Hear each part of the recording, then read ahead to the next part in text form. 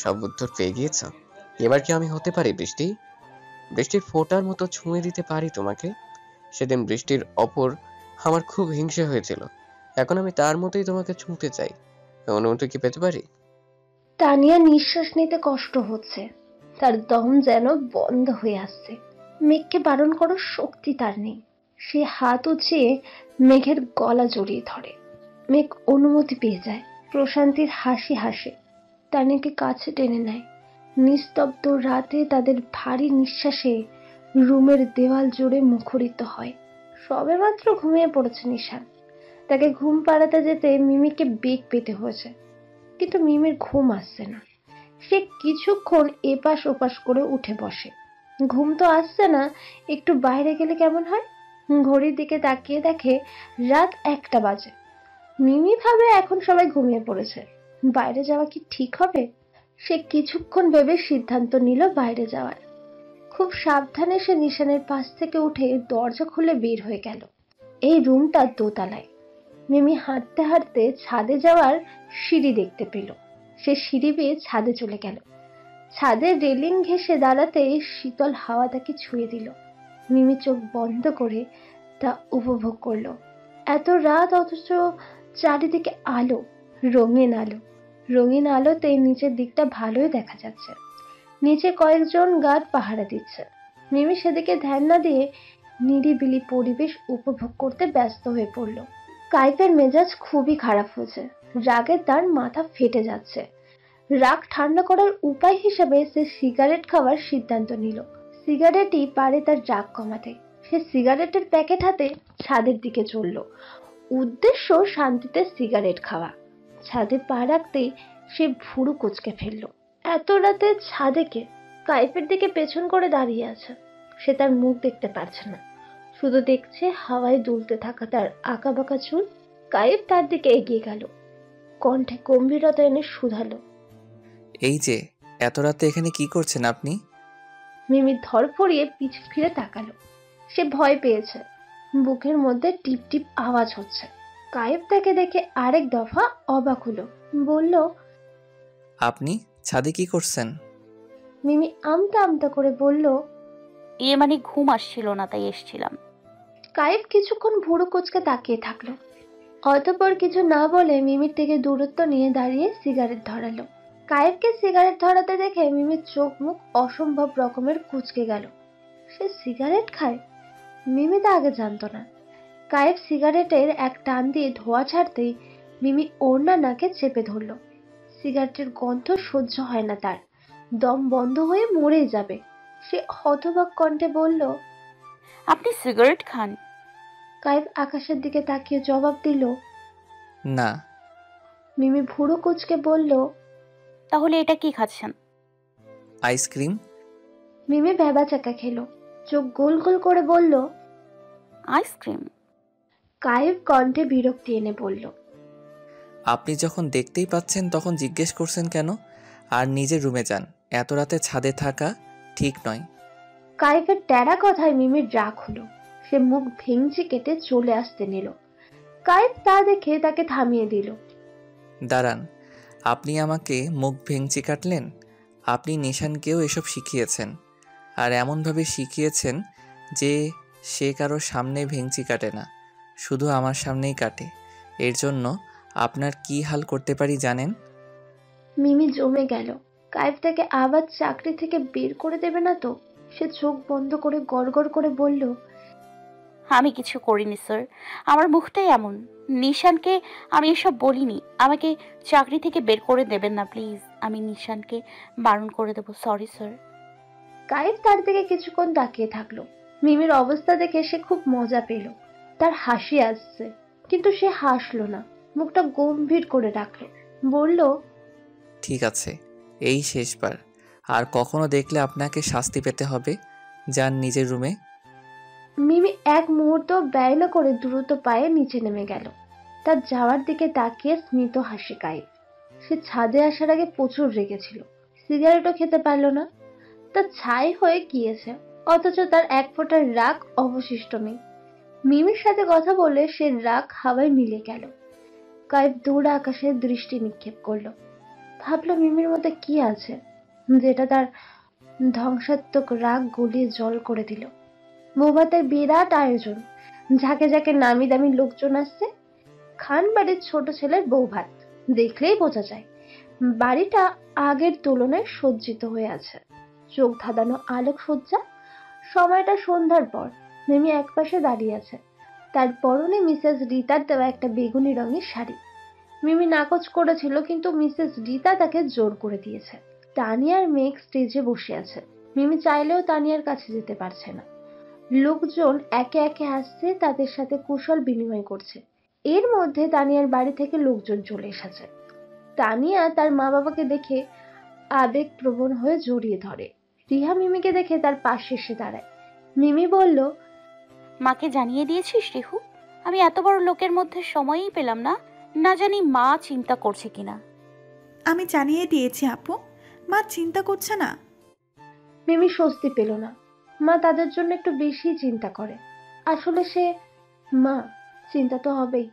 হুট করে মিমির নজর দূরে দাঁড়িয়ে থাকা কাইফের দিকে গেল। সে দাঁড়িয়ে কিছু লোকজনের সাথে কথা বলছে। মুখে এক ফোঁটা হাসি নেই, বরাবরের মতোই গম্ভীর। মিমি নিজের অজান্তেই তাকে খুঁটিয়ে খুঁটিয়ে দেখতে শুরু করলো। কাইফ আজ নীল রঙের স্যুট পরেছে। মিমি নীলে কাইফকে আজ প্রথম দেখলো। কাইফ প্রায় কালো স্যুট পরে। কালো রং কি তার বেশি পছন্দ? চোখগুলো কেমন যেন বাতাসের সাথে মৃদু মৃদু দুলে উঠেছে। কিছু পড়ে আছে কপালে। চোখে বরাবরের মতো চিকন ফ্রেমে চশমা। চশমাটা যেন একটু বেশি সুন্দর লাগছে। তাকে ফর্সা বলা চলে, তবে অতিরিক্ত না। ছেলেদের যেমন ফর্সা হলে মানে, ঠিক তেমনটাই। খোঁজা খোঁজা দাড়িতে সজ্জিত মুখ মণ্ডল।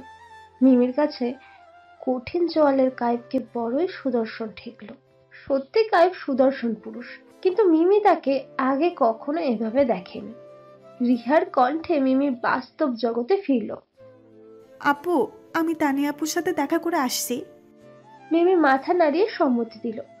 রিয়া স্টেজে তানিয়ার কাছে চলে গেল। মিমি সামনে তাকিয়ে দেখে কাইফ নেই, সেখানে কেউই নেই। মিমি নিজের মাথায় গাঁটটা মেরে বলল, ছি ছি মিমি, তুই একটা লোকের দিকে এতক্ষণ নির্লজ্জের মতো কিভাবে তাকিয়ে থাকতে পারলি? যদি উনি দেখে ফেলতেন তাহলে নিশ্চয়ই তোকে লুচু মেয়ে ভাবতেন। কি লজ্জা! এই, আপনি আমাকে ধাক্কা দিলেন কেন? চোখে দেখেন না? সিফাত অবাক হওয়ার ভান করে বলল, আমি আমি তোমাকে ধাক্কা মারিনি, তুমি আমাকে ধাক্কা দিয়েছ। রিহা তার দিকে কটমট দৃষ্টিতে তাকালো। রিহা স্টেজে উঠেছিল, একই সময়ে সিফাতও উঠছিল। দুজনেই যেন তারাই ছিল। ব্যাস, সংঘর্ষ হয়ে গেল। রিহা আঙুল উঁচিয়ে বলল, আমি আপনাকে দেখে নেব। সিফাত তার আঙুল ধরে নামিয়ে দিয়ে বলল, হ্যাঁ হ্যাঁ, খুব ভালোভাবে দেখে নিও, সুন্দর মানুষ তো দেখবি, তাই না? রিয়া আর কথা বাড়ালো না, শুধু বিড়বিড় করে বলল, খাটাস কোথাকার। মেঘ তাদের এভাবে ঝগড়া করতে দেখে বলল, কিরে সিফাত, তুই আমার শালিকার বোনের সাথে সাথে ঝগড়া করছিস কেন? শালিকার বোন মানে আমার আর এক শালিকা। ছোট মানুষের সাথে এভাবে ঝগড়া করতে তোর লজ্জা করে না? সিফাত রিহার দিকে বাঁকা চোখে তাকিয়ে বলল, তোর শালিকা মানে আমার বেআইন, তো বেআইন সাহেবের সাথে একটু ঝগড়া না করলে হয় নাকি? বলে সে রিহার দিকে চোখ টিপ দিল। রিহা চোখ বড় বড় করে তাকালো। সিফাত হালকা কেশে বলল, মুখ বন্ধ করুন বেআইন, মাঝে ঢুকবে। রিহা মুখ বন্ধ করে নিল। সে মুখ ভেঙচি কেটে তানিয়ার পাশে বসে তার সাথে কথা বলতে ব্যস্ত হয়ে পড়ল। সিফাত তার দিকে তাকে মিটি মিটি হাসলো। মিমি যখন মনে মনে নিজেকে বকতে ব্যস্ত, তখন কেউ এসে তার পাশে দাঁড়ালো। মিমি পাশে তাকিয়ে ভড়কে গেল। কাইফ তার পাশে এসে দাঁড়িয়েছে। তার তীক্ষ্ণ দৃষ্টি মিমির দিকে নিবদ্ধ। সে গম্ভীর কণ্ঠে বলল, বর্ণনা করুন। মিমি কিছুই বুঝল না। সে জিজ্ঞাসু দৃষ্টিতে তার দিকে তাকালো। কায়েব গলা খাকারি দিয়ে বলল, এতক্ষণ যে আমাকে চোখ দিয়ে গিলে খাচ্ছিলেন, দেখছিলেন, এখন আমার চেহারার বর্ণনা দিন। মিমি হকচকিয়ে গেল। চরম লজ্জা পেল সে। যে ভয়টা পেয়েছিল সেটাই হলো। চোরের মতো আমতা আমতা করতে লাগলো। সে ঘুণাক্ষরেও টের পায়নি যে কায়েব বুঝে ফেলেছে। তাকে বাঁচানোর জন্য দেবদূতের ন্যায় হাজির হলো নিশান। মিমি তাকে দেখে যেন আশার আলো দেখতে পেল। সে তাকে বলল, আর নিশান, আমি এতক্ষণ তোমাকেই খুঁজছিলাম, কোথায় ছিলে তুমি?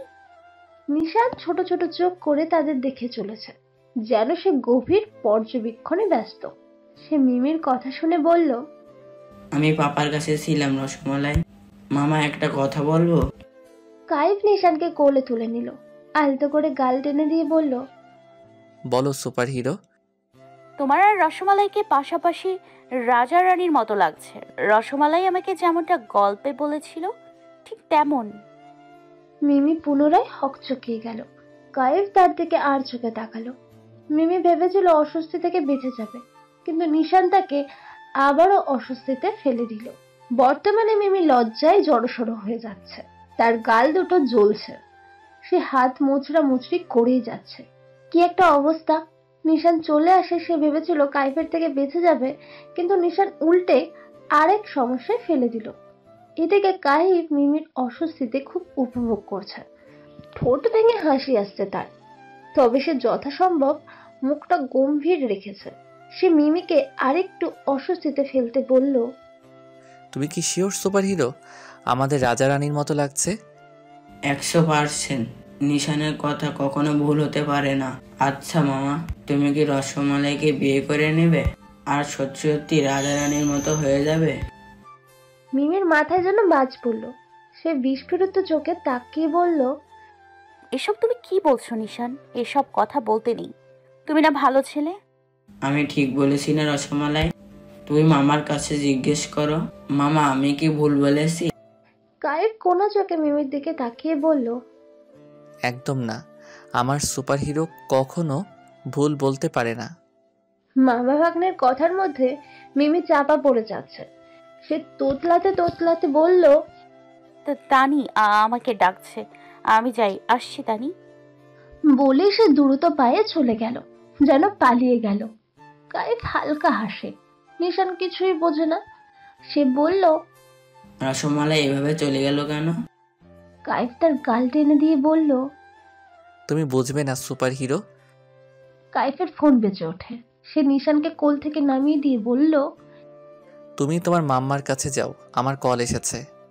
নিশান চলে গেল। কায়েফ ফোন কানে দিয়ে নিরিবিলি জায়গার উদ্দেশ্যে পা বাড়ালো। মিমি এক জায়গায় দাঁড়িয়ে জোরে জোরে শ্বাস ফেলল। নিশানের কথা এখনো তার কানে বাজছে। কি একটা বাজে পরিস্থিতিতেই না পড়তে হয়েছিল তাকে। হঠাৎ মিমির মনে হলো তার গা ঘেঁষে কেউ দাঁড়িয়ে আছে। সে তাকিয়ে দেখলো এক অজ্ঞাত পুরুষ। মিমি সরে গিয়ে অন্য পাশে দাঁড়ালো, কিন্তু লোকটা তার পিছু পিছু গিয়ে পুনরায় তার পাশে দাঁড়ালো। মিমির যেমন অস্বস্তি হচ্ছে, তেমনই রাগ হচ্ছে। মিমির মনে হচ্ছে লোকটা তার দিকে বাজে এবং খুবই বাজে দৃষ্টিতে তাকাচ্ছে। মধ্যবয়সী লোক, তার বাবার বয়সী হবে। পোশাক দেখে মনে হচ্ছে নামি দামি কেউ। মিমি তার দিকে তাকিয়ে সৌজন্য হেসে বলল, কিছু বলবেন আঙ্কেল? সে মিমির শরীরে খুব বাজেভাবে চোখ বুলিয়ে যাচ্ছে। এক রাতের রেট কত? ঘৃণায় মিমির গা গুলিয়ে উঠল, কান দুটো ঝাঁঝা করে উঠল, রাগে শরীর থরথর করে কাঁপতে লাগলো। চোখ মুখ শক্ত করে সে বলল, কি বলতে চাইছেন আপনি? আপনি যেমন ভাবছেন আমি তেমন ধরনের মেয়ে নই। হাসুন তোরই, রাগ করলে নাকি? তো কেমন ধরনের মেয়ে তুমি? এক রাতের রেট কত? যা রেট তার থেকে বেশি দিব, একবার রাজি হয়ে যাও সুন্দরী। বলে সে মিমির বাহুতে বাজেভাবে স্পর্শ করলো। মিমির ধৈর্য ভেঙে গেল। সে তৎক্ষণাৎ লোকটিকে কষিয়ে থাপ্পড় মারল। পরিবেশ স্থির হয়ে গেল। সকলে তাদের দিকে দৃষ্টি নিক্ষেপ করলো। লোকটির নাম মোবারক তালুকদার। খানদের মতোই নাম করা ব্যক্তি সে, অথচ তার চরিত্রের দোষ। মেঘের ফুফি মিসেস ঝর্ণা, সে ব্যস্ত ছিল তানিয়ার খুঁট ধরতে। সে এগিয়ে এসে বললেন, কি হয়েছে এখানে? এই মেয়ে, তুমি তালুকদার সাহেবকে চর মারলে কেন? মিমি কিছু বলার আগেই ফোড়ন কেটে মোবারক তালুকদার বললেন, আমি বেখেয়ালিভাবে হাঁটতে চেয়ে একসাথে একটু ধাক্কা লেগেছে, তাই এই মেয়ে আমাকে চড় মেরেছে। মিসেস ঝর্ণা ক্ষেপে গেলেন। শহরের বিখ্যাত ব্যবসায়ী তাদের বাড়িতে এসে অপমানিত হবে, এটা নিশ্চয় দৃষ্টিকটু। তিনি মিমিকে পাল্টা থাপ্পড় দিলেন। মিমি হতভম্ব হয়ে গালে হাত দিয়ে মাথা নিচু করে রাখলো। মিসেস ঝর্ণা চেঁচিয়ে বললেন, লজ্জা করে না একটা বাবার বয়সী লোকের গায়ে হাত তুলতে? বাবা মা কি এই শিক্ষা দিয়েছে? এক্ষুনি ক্ষমা চাও তার কাছে। তানিয়া স্টেজ থেকে নেমে আসলো। মেঘ তাকে আটকালো না। তানিয়ার বিশ্বাস কিছু একটা হয়েছে, না হলে মিমি এমন মেয়ে না যে বাবার বয়সী লোকের গায়ে হাত তুলবে। সে মিমির পাশে গিয়ে দাঁড়িয়ে বলল, কি হয়েছে মিমু? মিমি মাথা নিচু করেই আছে। কিছু বললে কেউ বিশ্বাস করবে না, উল্টে তানিয়া অপমানিত হবে, আর মিমি তা চায় না। মিমি ভেজা গলায় বলল, আমাকে মাফ করে দিস তানি, আমার জন্য তোর বৌভাতের অনুষ্ঠানে এমন বাধা আসলো, সরি রে। মিমি এক মুহূর্তও দাঁড়ালো না, দৌড়ে বাড়ি থেকে বের হয়ে গেল। তানিয়া পেছনে চেঁচিয়ে ডাকলো, মিমু শোন, আমার কথা শোন মিমু। মিমি শুনল না। মেয়েকে সে তানিয়াকে ধরলো। তানিয়া ভেজা কণ্ঠে বলল, বিশ্বাস করুন মেঘ, মিমু কিচ্ছু করেনি।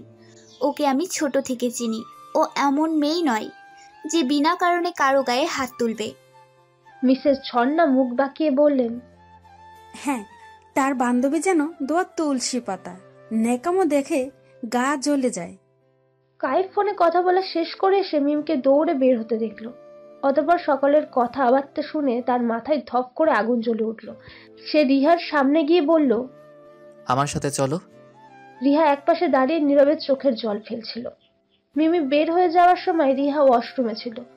এসে লোকজনের মুখে শুনেছে ব্যাপারটা। সে কায়েবের পিছু পিছু চলল। কায়েব গাড়িতে বসে গাড়ি স্টার্ট দিল। রিহা তার পাশে এসে বসলো। কিছু দূর গিয়ে তারা মিমির দেখা পেল। সে হেঁটে চলেছে রাস্তার মাঝ দিয়ে। রিহা গলা উঁচিয়ে তাকে ডাকলো, কিন্তু মিমি শুনল না। কায়েব গাড়ি থামিয়ে তার দিকে এগিয়ে গেল। গলায় জোর এনে বলল, স্টপ মিমি। মিমি থামে না। কায়েব হাত ধরে তাকে থামালো। মিমি কায়েবের দিকে তাকালো। চোখ থেকে জল গড়িয়ে পড়ছে তার। কাজল লেপ্টে আছে। কায়েবের বুকের মধ্যে যেন চিনচিন করে ব্যথা করে উঠল। সে নীরবে মিমির হাত ধরে টেনে গাড়িতে বসালো। ইতিমধ্যে রিহা গাড়ির পেছনে যেয়ে বসেছে। বোনের অবস্থা দেখে তার খুব কষ্ট হচ্ছে। কায়েব মিমির দিকে পানির বোতল এগিয়ে দিল। মিমি তা নিয়ে কিছু পানি পান করলো। কায়েব জিজ্ঞেস করলো,